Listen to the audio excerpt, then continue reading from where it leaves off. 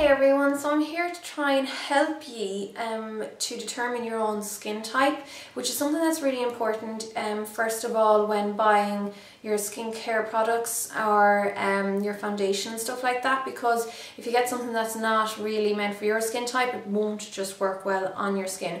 So first of all, when I say skin type, there are a few different skin types. You've got oily, you've got dry, dehydrated, like sensitive, which is more like a sub skin type, but I'll get into that in a minute, and then you've got normal and combination. So first of all, oily. This one is quite common, especially among teenagers, obviously, because it's often hormone enhanced almost. So when I say oily, I just mean you have that, you know, that greasy look over your skin. Especially if you wear makeup, you'll know that you get that shine that comes through after a few hours, which messes with your makeup, causes it to separate. It really is a nasty, really horrible thing when it comes to trying to wear your makeup all day. And it's something that most people find hard to totally get the better of. But generally, oily skin tends to be thicker.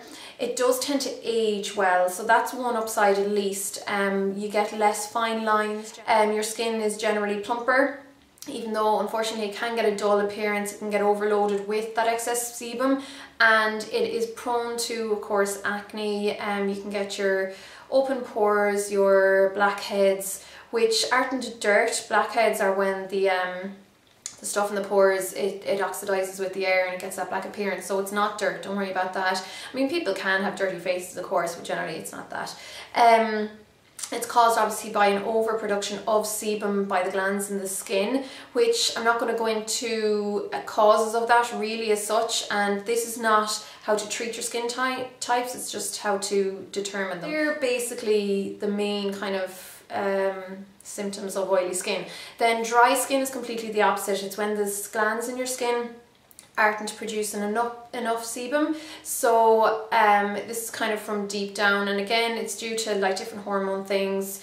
There can be loads of different reasons, but this age, our skin type generally doesn't age as well as oily skin, in that it can show up lines and wrinkles a little bit earlier.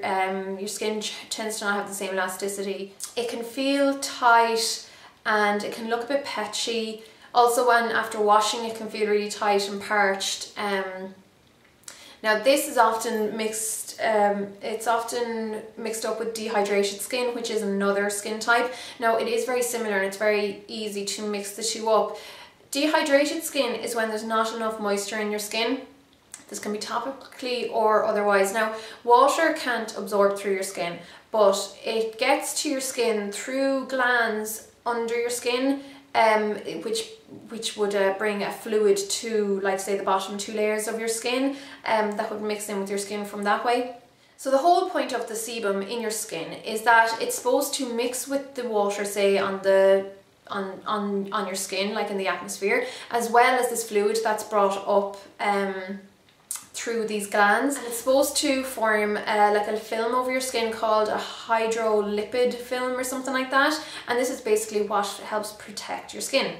So obviously if you don't have enough sebum in your skin, it's not allowing you to form this skin, but if you're not having the moisture in your skin either, it's not really allowing you to form the skin. So dehydration is not always just to do with being somewhere warm or not putting enough moisture on your skin. It's also to do with diet and these fluids not being brought to your skin. So again, can't go into the causes, but they're just different things to look out for. So dehydrated skin can often be a bit more superficial, as in it's more to do with the top layer. It's like a dehydrated surface more so. So you can have more like small superficial dry lines.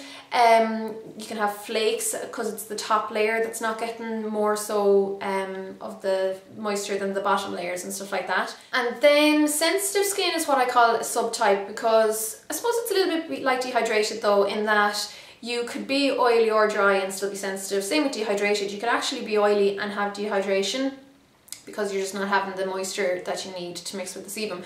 But with sensitive skin, which is quite common, it just means that you're generally more sensitive to products you put on the skin or to outside aggressors, or even acne is a form of sensitive skin, rosacea, contact dermatitis, stuff like that. like you'll usually know if you're sensitive or not, especially if you're an adult, because you will have been used to getting like say bumps or like rashes and stuff like that. So it includes allergies, which you know, you're actually allergic to. It's not really something you can just get rid of.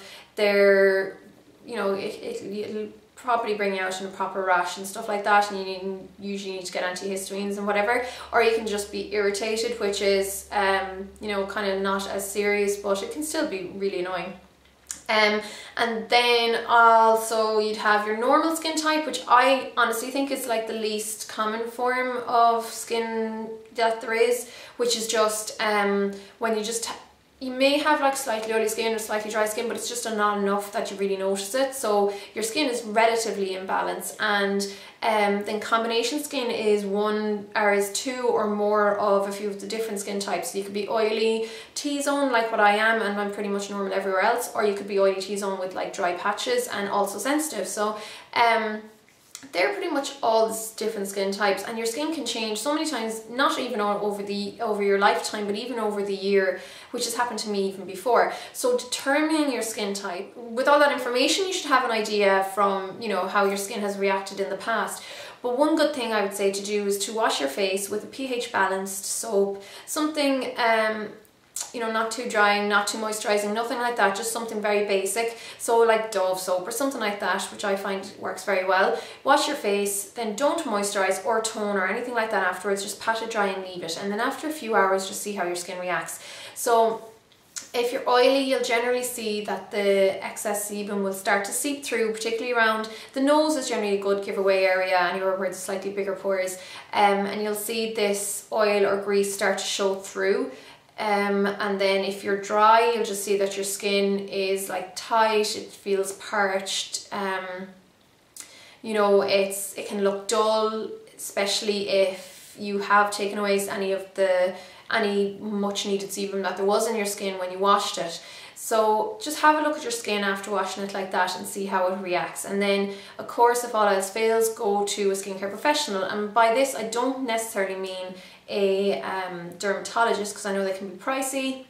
Go to it by all means if you want to, but just go to a skincare professional, like even someone working on a Clinique counter or a Vichy counter, someone like that, because they get training on those kind of counters to sell their products, because that's what they're all about. And then once you know your skin type, you can go ahead and start buying products that will actually benefit your skin, and you should see that you're making a big difference. Because I know even myself, sometimes I'll buy products or use products that don't necessarily suit my skin, but I really like the feel of them at the time, but over time they will start to irritate or just not suit my skin type, and they can cause bumps or they can cause dehydration or whatever. Do you know what I mean? You just really need to know what suits your own skin type. So hopefully this was a little bit helpful for you, and that it will be cut out some of the questions you have when you are looking for skincare products or foundations. So thanks a million for watching, guys, and I'll chat to you all really soon. Slán!